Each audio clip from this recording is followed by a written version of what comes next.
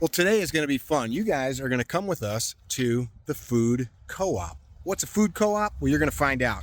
I'm going to show you why places like this exist, why they're important, why they're vital to the community, why they're vital to your health. And what's really amazing, this multi-million-dollar building built here in our hometown was put together by people that care enough about themselves and care enough about the community to create a place that high quality, mostly local produce, meats, cheeses, dairies, things like that, can be purchased by residents rather than going to the big box that has mass farmed junk. I'll say it. These folks won't say it. They'll be nice about it. But we got a hold of the president. We're going to head in today. We're going to have a talk, and I'm going to share with you why these places exist. Let's go do it. Welcome to another episode of the Carry Trainer Higher Line podcast.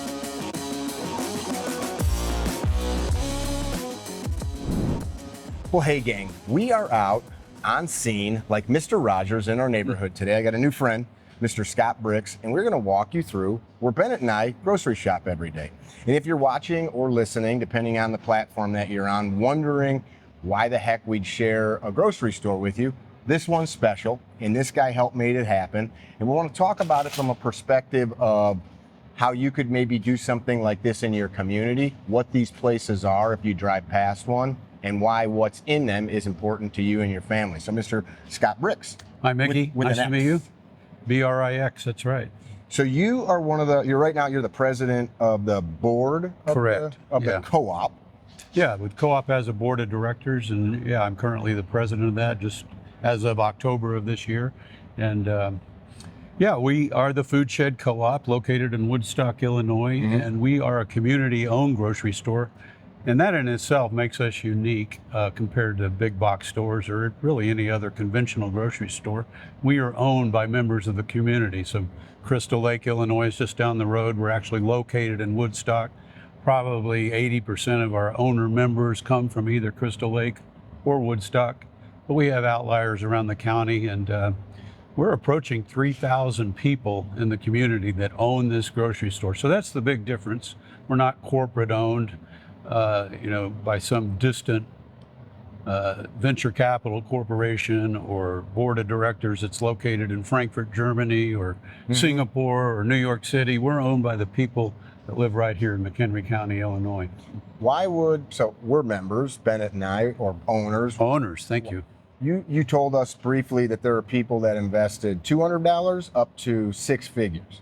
Well, we had a capital campaign to build this 10,000 square foot building back in 2023, and we opened in 2024.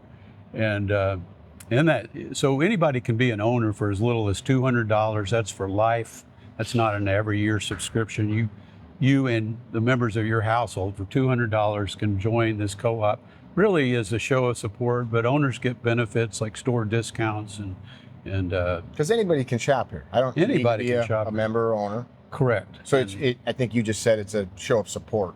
Yeah. So if you become an owner, you believe in what we're up to, trying to take back control of our food supply from giant corporations that tend to be merging and consolidating, and that the food supply is really in the hands of only a few large corporations at this point. You're talking about all over the I'm world. talking about globally. And so there's a lot of co-ops like ours starting up around the country. We have about half a dozen right here in the greater Chicago area. Wisconsin and Minnesota are full of co-ops. They're kind of the epicenter of the co-op world, if you will. I think Minneapolis, St. Paul has... Oh, really? So this region? Yeah, 12. I think Minneapolis, St. Paul has about 12 co-ops. Okay. Just in this And city. the idea is the stuff that's on these shelves is local. Yeah, as much as we can. We can't get Pineapples or bananas. They don't grow well in McHenry County, but to the extent we can leverage and support our local suppliers, our local farmers, our local manufacturers of food items, but also things like personal care items. If we can find those locally, we are happy to engage in a conversation with those local producers to see if we can have a mutually beneficial business relationship. There's an employee here, lovely lady, that her and her partner do mushrooms, I think. Yeah, and they make these great, I guess you'd call them nutritional bars, chock full of great, clean ingredients.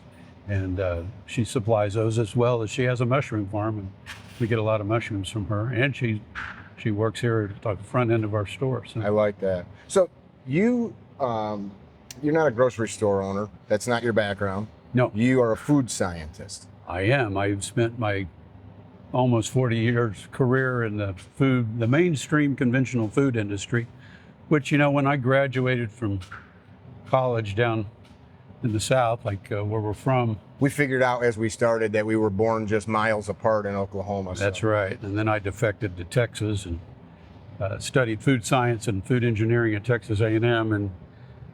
And I thought, back then, our job was to make food safe and palatable for a two-person household where two people are working. You come home from work and you're tired. You really don't want to make a cake from scratch or even dinner from scratch. Our job as food scientists as a whole was to make food safe, convenient, and fast and easy. And we pulled that off as a group. And now you flash forward 40, 50 years later and look at the food supply. It's full of ingredients you can't pronounce on the label. We have a population that's metabolically not well. A lot of obesity in our country, a lot of diabetes in our country. Heart disease, cancer. Heart disease. And, you look at our food supply, and I think something like 70% of the calories we consume as a population now are from processed food or even ultra-processed food. And that wasn't the case 40 or 50 years ago. And quite frankly, we were more healthy as a population 40, 50, 60 years ago than we are today. And so, again, this grocery store, we're not going to change the world with one grocery store, but if there's enough of us thinking about the local food and the healthy food, maybe we start to move the needle a little bit and taking control back of our food supply. You're a professional in that space of these food products, and it's interesting. You go into any industry, and somebody that's a specialist, a doctor, engineer, usually their argument is going to support industry standards. Things like glyphosate or these different products, you've got tons of organic things on the shelf. And I interviewed a guy a couple years ago, PhD nutritionist, that besides the nutrition side of the house, he was like a biologist and all kinds of high level education. He said, all that's garbage, an apple's an apple, a peach is a peach, corn's corn. And he definitely understood that there was differences, but he was saying, like, once you eat it, you're fine, and those kinds of things like pesticides, herbicides, et cetera, aren't a big deal. What's your thoughts on that kind of stuff? And I know that we could open up a huge can. Yeah, and I'm not a doctor, but I think our reliance on pesticides, herbicides, petroleum. If you look at our agricultural industry today, it's so petroleum intensive. And then, here in the Midwest, we have GMO corn, GMO soybeans. In the summertime, as far as the eye can see, all of those crops are treated generally with glyphosate. And not only does that glyphosate end up in our bloodstream, and I think it's not too much of a debate anymore that you can pretty much find glyphosate in about every glass of drinking water and in everybody's bloodstream at this point. It's scary. Globally. Yeah. And so who knows what the impact of that is health-wise. A lot of people don't think it's good. And, from what do you try to stop yourself from ingesting those products? Well, I think it's virtually impossible if you want to live on this planet at this point to not ingest them. If you like to do things like drink water, for instance, but you can minimize them. You can take steps to maybe have less of that in your diet. Sure. By eating organic and I guess it's that's not a better way that I should phrase the question. Do you personally try to minimize it, or are you one of these guys that's like, based on what you know, not a big deal? No, I used to be more like that, but I changed my thinking about it. And but the other part of the equation for me is not just our health; it's the health of the planet. It's the health of the soil. We have this 4 to 6 inches of layer of topsoil that supports life on this planet. And when we choose to treat our crops with pesticides and herbicides and other petroleum-based chemicals, it depletes the soil, and it depletes this 4 to 6 inches of topsoil that supports life. So, and then that soil is eroding based on often the way that we do agriculture. So this store is not just about helping the health of individuals, it's about helping the health of our soil and being responsible and supporting those farmers that are doing sustainable practices and regenerative agricultural practices, and not just corporate industrial farming. A lot of those words, I was involved in the green building revolution in the late 90s, early 2000s, and a lot of those words come through, don't seem to mean a ton. When people hear them, they just get so overused, right? If somebody's talking about a regenerative farm, what does that mean? Like when you find a product to bring to the shelf here and the farmer says we're a regenerative farm, what's that mean to the end user, and why should they care? Well, to me, what that means is you are doing business, we are doing business with a local farmer who maybe has some livestock, maybe has some pasture-raised chickens, maybe has some cows that are roaming free range, in a symbiotic relationship with the plants and the soil. So if you look at the way industrial agriculture works, often there's 300,000 cows or 300,000 chickens in a confined area that kind of abused that confined area, where there's a lot of pollution generated, a lot of polluted water that runs off into the waterways and things like that, versus a regenerative farm where the livestock are rotated so they don't overwork any one field. They graze in a field for a few days or a few weeks possibly, and then those animals are moved to a different field, let that field recover, let the plant life come back. And that's the way it worked 100 years ago, 200 years ago, when the buffalo were running wild across North America in this relationship with nature. And they weren't confined all 400,000 buffalo in one small area, polluting it to the nth degree. So once they ate down the grasses, they moved on. And they were roaming animals. They roamed the wide areas of North America. And something I hear from folks, we talk about, maybe somebody will be at our house and we're serving them something. Where'd you get that? Oh, we got it from the food shed. Oh, that place is expensive. Yeah. Talk about that. Well, if price is your absolute number one criteria when you go shop for food, we probably won't win that battle.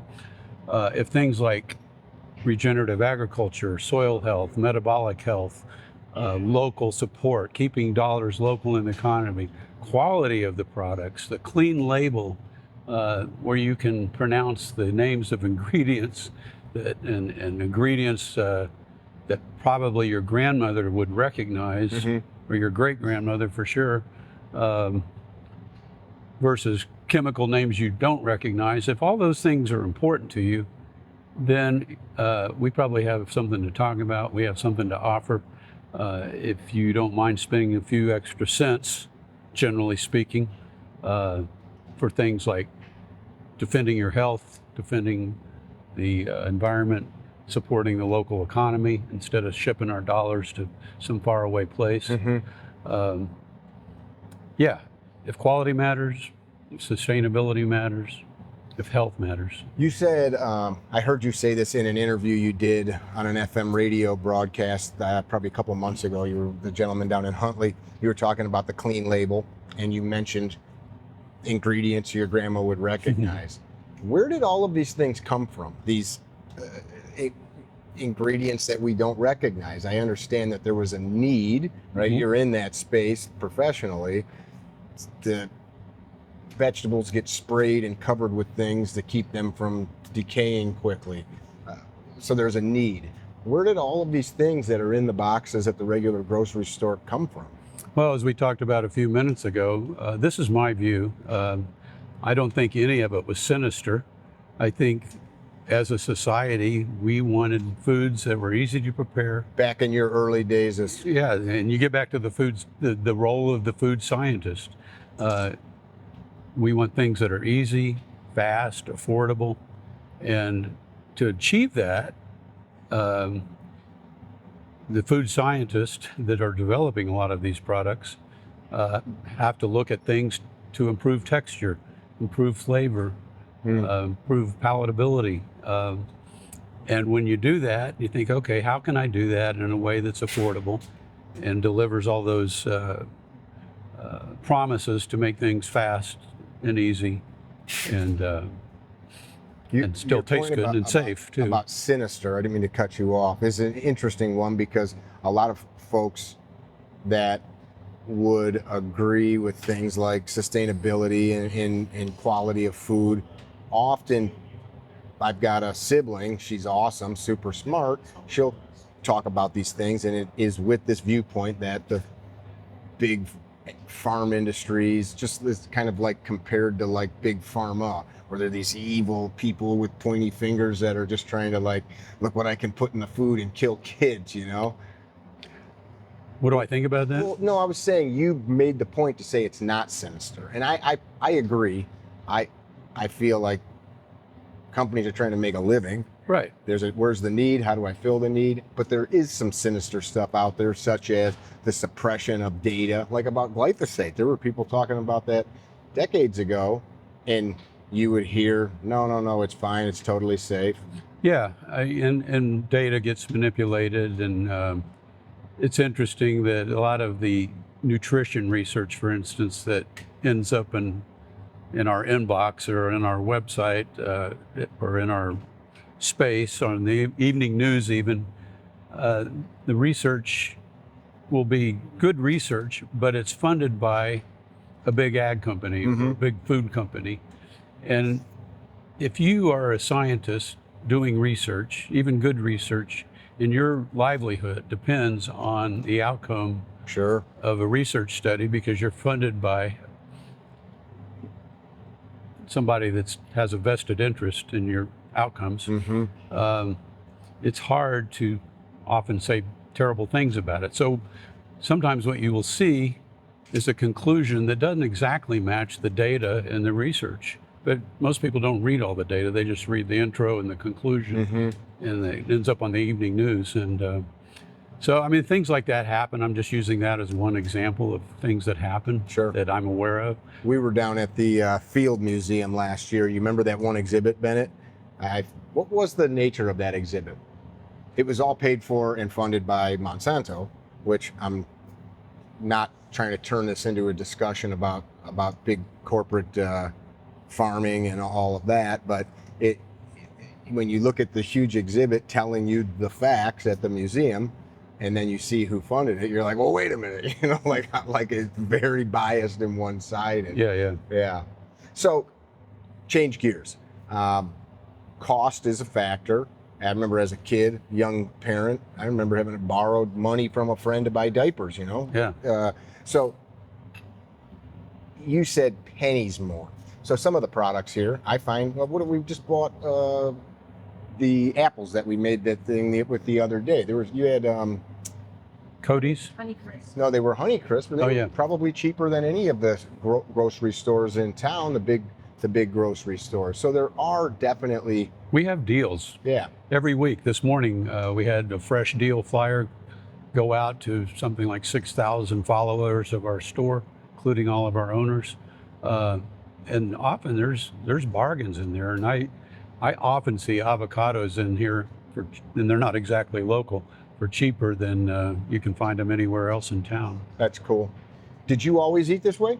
Like you and your wife? No. No, I've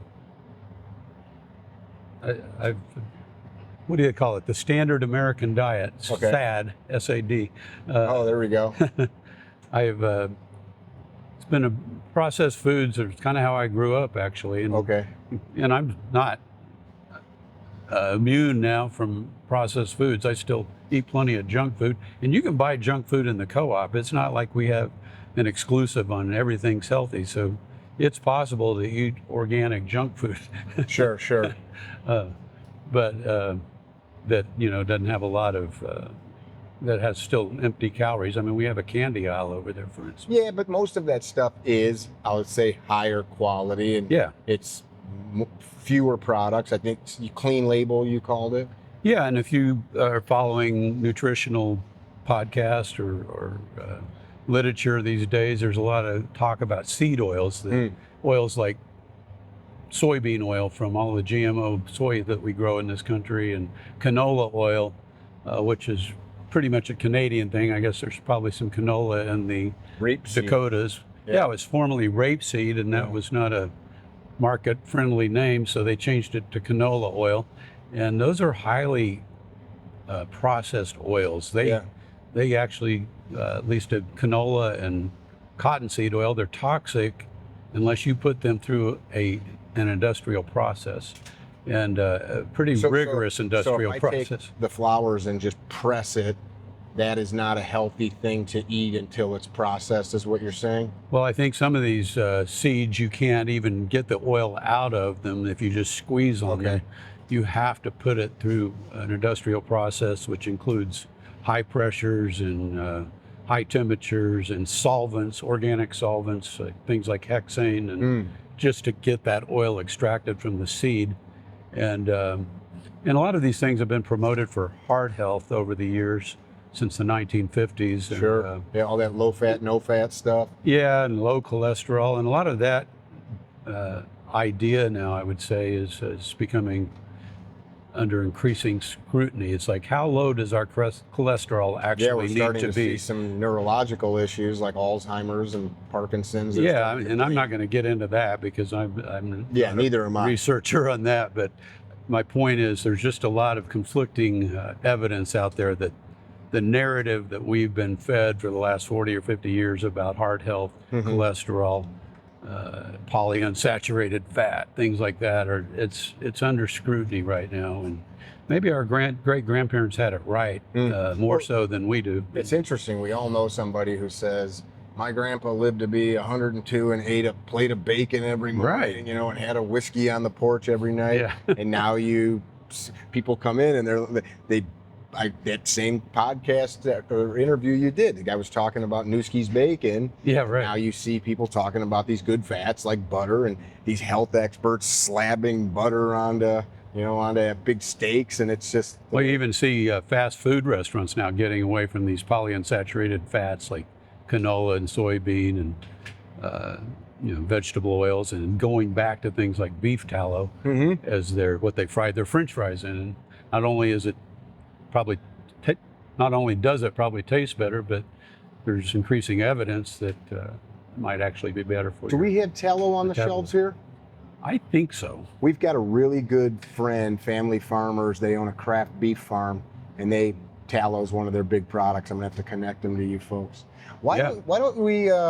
We'll change gears. You just kind of give us the quick, nickel tour. I'll get behind the camera and show us around a little bit. So we're in our produce department, which we call our diamond category. We hope it's a destination for people to come and find great produce, but also local produce to a large extent, and then organic. A lot of organic choices here that's not covered in pesticides. Have you always been a salesman? Because you sound like you're a grocery salesman. Yeah, I studied science, food engineering, and then 4 years into my career, they put a sales hat on me, so I guess so. Okay, so you've had to do it. You do have a frozen section. You've got some frozen bits, but it's all cleaner stuff. Yeah, and that's true. And then we have this bulk section here, which is by far the largest bulk section in McHenry County. A lot of different coffee choices here, for instance. Got great coffee. Our coffee's going to end up being on these shelves. We've been in talks with you guys for a while. So the thing about bulk is the idea You can kind of see it in some of this signage. I don't know if you've got that on camera or not, but you can reduce waste. If you could even bring your own container in. Bring a jar in. We have a scale back here. You can weigh your container, get the tare weight, and then put 1 ounce or 20 ounces, whatever you need. You don't have to buy more than you need in the bulk section. And then you don't have all that packaging waste. So we're trying to reduce our use of single-use plastic in this store. It is a serious problem. Yeah, when you look at things like the dead zone in the Gulf of Mexico and all the waste that goes down the Mississippi River and other rivers, and the microplastics that are everywhere. Kind of the whole idea of buying local stuff, there'd be no reason for all the packaging if we were just going to the hardware store and buying that paper sack of nails or... Right. And we have containers, as you can see here. If you forget to bring your own container, we still have, hopefully it's not single use, it's recyclable for sure. But you're pushing that idea. Yeah, over time we hope to be less and less dependent on single use plastic at least. So as we're walking and talking here, is this, so that 10, 12 years of work, are you getting rich? No, far from it. Cash is actually tight right now. When we first made the business plan for the Food Shed Co-op, we put away what we thought was sufficient funds to last us for 3 years. Our projections were it'd take us 3 years to build up sales to the point where we're a profitable business. And that 3 years of cash reserves lasted us about 20 months actually, which is where we're at right now.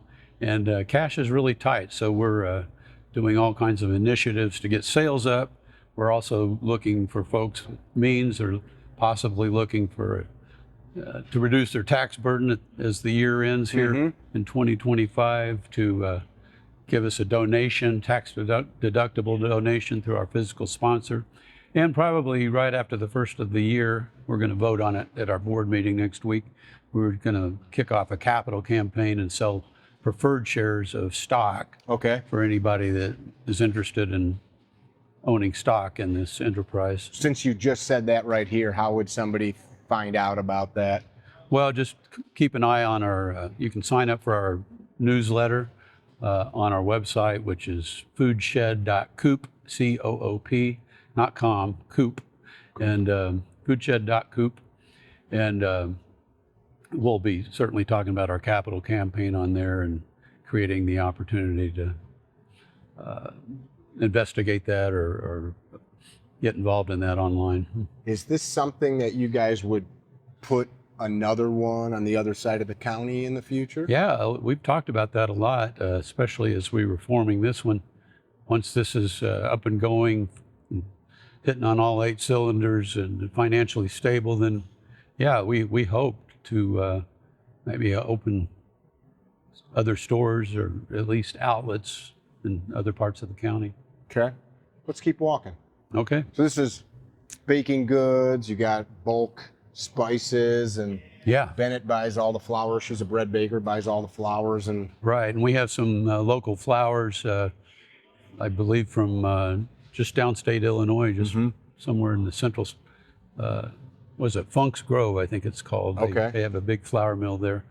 And that reminds me that our definition of local is 150 miles from this store. That's what we call local. Then we have another category we call hyper local, which is 30 miles from the store. And we really work hard to find as many hyper local producers as we can to reduce the food miles, which not only helps our local producers, but it also helps the quality of the products we sell if those products don't have to be trucked thousands of miles. Do you think people should, let me see how I want to phrase this. Personally, I try to adjust my diet based on where I'm at, right? If I'm in Costa Rica, I'm probably not trying to get beef from North Dakota. It's interesting to me. You know, we got pineapples and things like that. My grandfather, rest his soul, I remember my mom said that he would never eat another pineapple because when he was in the Pacific, during World War II, they would eat this stuff all day long, so he just didn't care for pineapple anymore. Right. This stuff is put on container ships and zipped all over the planet. Should we start thinking about what can I eat in season, where I'm at, and what's that look like? Talk about that a little bit. Yeah, well, we're not in the business of preaching to anybody what they eat, but to your point, yeah, we think, with 8 to 10 billion people on this planet, this rock we live on called Earth, that we have to think about our future and how we maintain the resources to sustain life on the planet. And so if we did eat more seasonally, and we did eat more of the foods that are grown in our local area, rather than using all that petroleum to transport a pineapple thousands of miles just so we can enjoy it in the snowstorm in January. So you won't tell people how to eat. I will. I don't mind it. So I think it is a strange thing. Like it's a little bit selfish, in my opinion, that we're free, sentient beings, right? I don't care about burning some fuel to get that pineapple across the ocean, but I mean, we do have to kind of look out for each other, right? Yeah, and going back to the great-grandparent example, they weren't eating strawberries in January. We can grow them here quite nicely in the, between May and October probably, but so Grandma canned them. She made preserves. Exactly, yeah. But now we can walk in the supermarket, including right here still, and buy a strawberry right now while it's snowing outside in December. And ultimately for us, or any co-op, it's up to our ownership, those 3,000 people in the community that own this store. So if those 3,000 people decide as a group, we don't want strawberries when they're out of season, that's what will happen here. Those 3,000 people decide this is going to be a jelly bean store.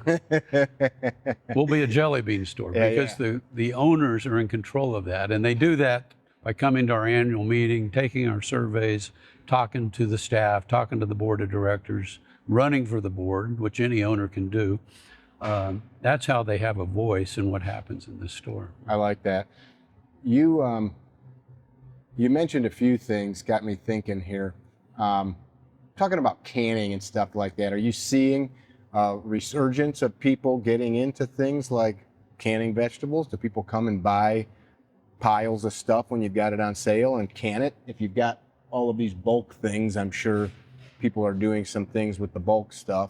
Bread making's made a huge resurgence, I've seen. Yeah, I can't really speak to that. I think if I had our general manager here, Natalie, she could probably speak to that, but I'm just a lowly board member and I don't have my finger on the pulse of those day-to-day transactions. Why don't we keep walking? Show us some more of the store before we... Yeah, this is what we call the center store. You notice that it looks like pretty much the aisle of any other supermarket. The difference is, if I could find some of our Field Day products.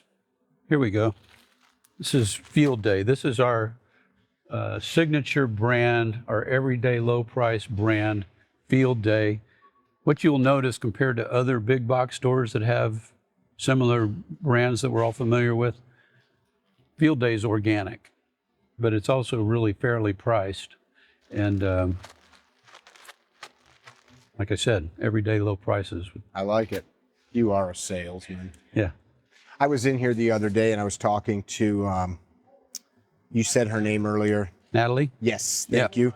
And had asked about a product, like, hey, do you have that? She says, no, but I'll get it. And I haven't looked yet. I'll look back there. She was going to get us some hemp oil that we use. And so that is pretty dang cool. She's like, yeah, I've thought about that. You can't walk into Walmart or a big corporate store and say I would like XYZ and have them do anything. And they salute and say, we'll get that for you. Yeah, That's right. Exactly. Especially as an owner, which you are, you have a lot of power in that regard. So. And that hemp oil you're talking about may be on this aisle because this is personal care products. This is edible stuff, but yeah, maybe it is over. Oh, okay. Maybe you were talking about edible hemp oil. But we have soaps, many of them produced locally, shampoos, toothpaste, all that kind of thing is on this aisle, and Do you have any questions? some very interesting products along here. Yeah, we buy quite a bit of stuff from in here. You know, this is the kind of stuff like the TP and stuff that I think a lot of people, you when you're buying 100% recycled stuff, you've got to care. Yeah. You know, when you're paying that kind of money for it, it's a lifestyle choice at that point. It's not just about getting the cheapest thing. Right. If you care about the forest and landfills, and, utilization of resources in general, you know, this toilet paper is recycled. It's that Field Day brand again, everyday low price. One thing I notice, and if I buy stuff like this, I'm a little more thoughtful about how I use it. You know, when it's a little bit more money, and it keeps it top of mind. Like, hey, this stuff is not only is it not cheap, but it was a tree. Correct. It was something that a chainsaw whacked down. I drive a big diesel, so I need to pay more attention about some of the other things. This is, we have some good milk choices, and in fact, there's one brand called Cow Valley. It's a dairy right down the street here in Bull Valley, Illinois, which is between Woodstock and Crystal Lake. We can't even keep it in stock. It's pasteurized, but it's which is required by law for the milk we sell. Where is Crystal Ball Farm? I don't recognize that one. Where is that, here? Yeah, that must be new. Bennett, have you seen this one? Osceola, Wisconsin. Okay. They got some I don't know if I cream. said that right, but it's Osceola, Osala. Probably, Nice. pardon me if you're from Wisconsin, I probably just got it wrong. You're an Okie. Yeah, and they're Green Bay Packer fans, so touche. Touche. Yeah, for the most part, we find that I can personally do all my shopping here. I'm simple. Give me some meat and some beer. This has actually been, I probably bought the last of it. That's been my favorite lately. We've got a great selection of local beers, and We do some work with these folks. These are great people from town here, Kishwaukee. yeah, we know them well. Yeah, Dan and Cara people. over there. Good people. You guys have a kitchen here. Yeah, we have a prepared foods kitchen, and we have a lot of grab and go items, and probably the largest kombucha section in the county for sure. We sell a lot of kombucha, and Hippies. and then these. This is our version of Like a soda. the soda that's Olipop. I don't think I don't drink pop soda, but I don't generally either. I think one of the distinguishing characteristics of this is it's generally made with sweeteners like stevia or cane sugar versus typical corn sweeteners that these you would be find in nice most soft mixers drinks. with some tequila. It's nice. That's the way I generally look at something. Could I pour tequila in it? We have an artisan cheese selection, including Car Valley, which is a cheese maker in Wisconsin. And actually, my daughter married into the Car Valley cheese factory, and she defected to Wisconsin. Can you believe that? Nice. She's a Packer fan now, but we still enjoy Thanksgiving dinner together. I like it. Yeah, this guy might be more salesman than he's let on.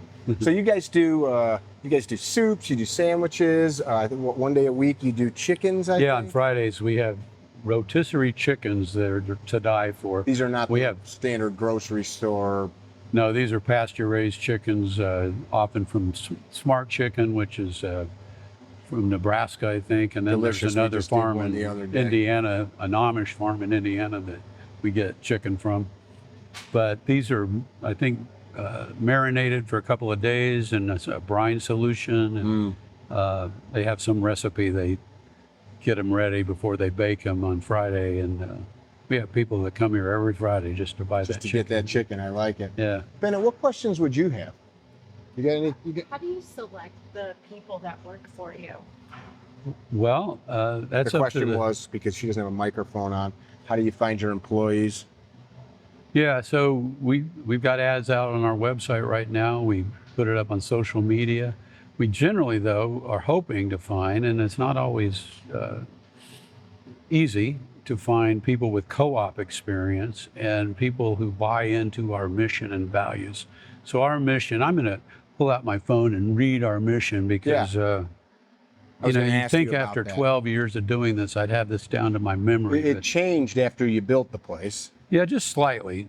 We used to say our mission was to build a co-op. Well, we did that, so we had to change it to, now we say sustain it. So our mission is to sustain and grow a local food cooperative by championing healthy, ethical, and resilient food choices that nourish our community. And then our values are to promote and foster better food choices, cultivate and strengthen our local food economy, inspire and empower community, and champion environmentally responsible practices. So again, to get back to your question, when we go to look for employees, we hope that, and we strive to find people that buy in to those values. And it's not just a job for them. And we're not always successful, but I think over time, as the store matures and our staff matures, what you find here are people that really do buy into those values. What's the biggest challenge that the co-op faces? Cash Cash, right now. customers. Reaching financial stability. As with any business, it takes a while for that business to mature. So we built a store. You know, we're a bunch of people that sat around with an idea. We went out in 2014, and between 2014 and 2020, just getting members and ginning up excitement in the community about this idea. Then we built a store. We built the store. We hired a staff. And it's not like you open a store on day one and everything's perfect, and you open a store on day one and you've just nailed every one of those values I just read perfectly. It takes work. It takes time to build the sales, to live into those values, to live up to your mission. And that's what we're doing right now. You know, every day the board thinks about how do we, and the staff thinks about how do we do a better job living up to those values that we aspire to. It's no small undertaking. I've been self-employed over 25 years, and it's 10,000 square foot. To some, I've got friends that are business owners that'd say no big deal. I've done stuff like that a million times. But to think about creating all of this, to not make $1 million, but to have a place to go shopping and to help other people have that's pretty cool. That's a ton of work. I've been involved in politics. I've been involved in hunter safety programs, you know, things that are not paying gigs. And this is all mostly volunteers, people putting all this time and effort and energy together to create a place to go shop. Yeah, you know, as I've talked about having my 40-year career in the food industry, I've had a successful career.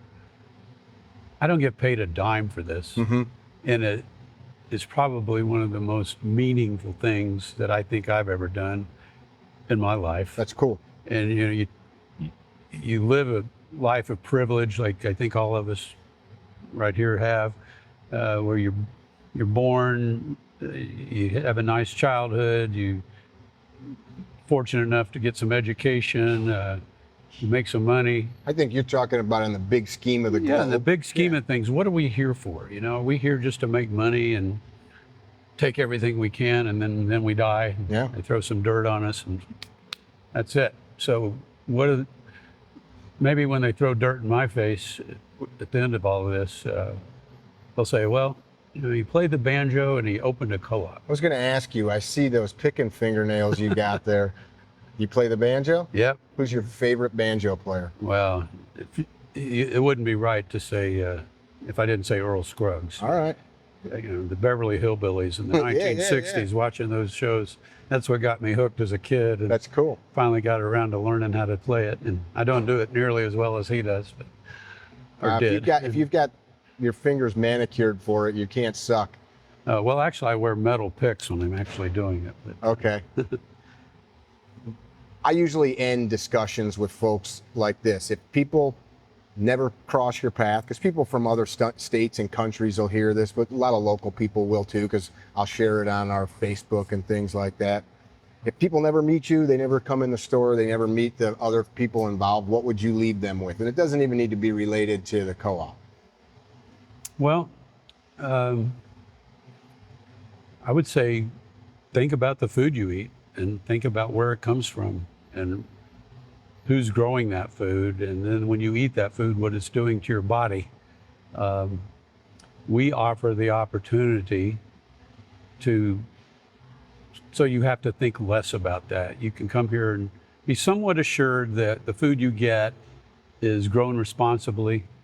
It's not perfect, but it's probably generally healthier than the food you get at the conventional grocery store. So I guess that would be it. I like that. I appreciate you taking the time, man. Yeah. Means a lot. Great to meet you, Mickey. Fellow Bennett. Oklahoman. You Yeah. guys that tuned in, if you don't live here, if you're not in Woodstock or Crystal Lake or McHenry County, there might be a co-op by you. We've traveled all over the country, as most of you know, so we've found co-ops in places like Seattle and Florida. Check them out. Take the time to actually, like he just said, look at what it is you're eating. It's creating your body. And you might be young now. Some of you folks are younger than we are, but it does indeed matter. We appreciate you. We love you. Be well. Visit our website, carrytrainer.com, for information about classes held throughout the U.S., Carry Trainer apparel, and upcoming projects. You can also email us at training@carrytrainer.com for information about setting up your own private course or speaking engagement. Training@carrytrainer.com or carrytrainer.com.